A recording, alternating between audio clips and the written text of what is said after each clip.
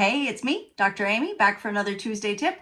This month in Genetic Rockstars, which is our MTHFR, methylation, and gene SNP community, we're talking about whole food eating because it is literally the foundational step for health, right? You can take a million supplements, you can do all the right things, but if you're not eating real food, something is really missing, right? So last week we talked about breakfast ideas. This week, let's talk about lunch. I like the 3 S's, right? For easy whole food lunch staples, let's stick with sandwiches, soups, salads. Easy. And I'm not talking about, well, if it has to be a salad in a restaurant, that's fine. Just understand that a salad in a restaurant is going to have a million things in it that you probably wouldn't add to a salad at home. And a lot of those things are going to be sugar-based because that's how people make food out appealing, right? But if you can do these things, right? Soup, salad, sandwich, then you're kind of on your way. It's pretty good, right? It's not perfect, but it's pretty good. Lunch meats, there's all sorts of, nitrates and whatever. Do what you can, right? There's more natural options. Do what you can. Or you can always slice up leftovers. That takes a little more time. I get it. But almost anybody can make a sandwich. This is, I agree, it's an art form. A good sandwich is better than almost anything else. But just think of every sandwich should have a little bit of protein, a little bit of veg, and really nice condiments, right? So good butter, good mayonnaise, good mustard, whatever you like, right? But mix it up. Flavor varieties, there's all sorts of options.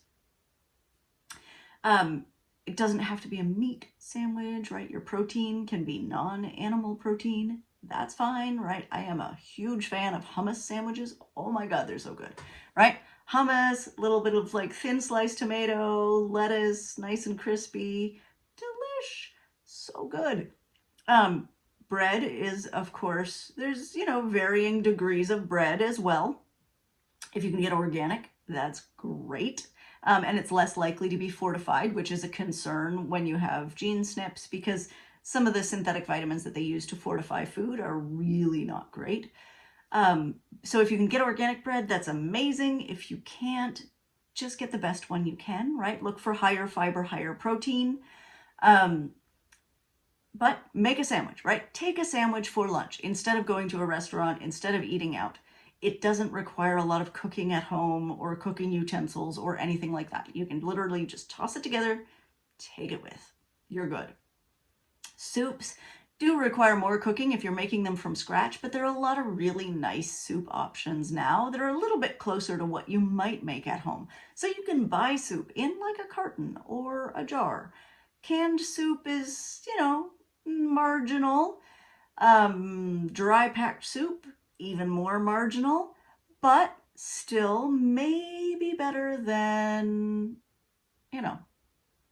eating something more processed. And then salad, making a salad at home now is super easy because you can buy a salad kit, right? Like you just pour it in a bowl and put the dressing on. Woohoo! If you're really feeling fancy, you can add some like seeds and nuts and things like that, or the kit might come with them. So this is a better version of processed food eating, right? It's not perfect. It's not perfectly whole food, but what is perfectly whole food, right? Perfectly whole food is kind of an unattainable goal, and I don't really want you to aim for that. I want you to aim for a little bit better than you're doing right now, right? And then when you're ready, take another step towards a little bit better than you're doing then, right? That's all. That's all we're asking here. So just make some gradual, slow changes. Super simple.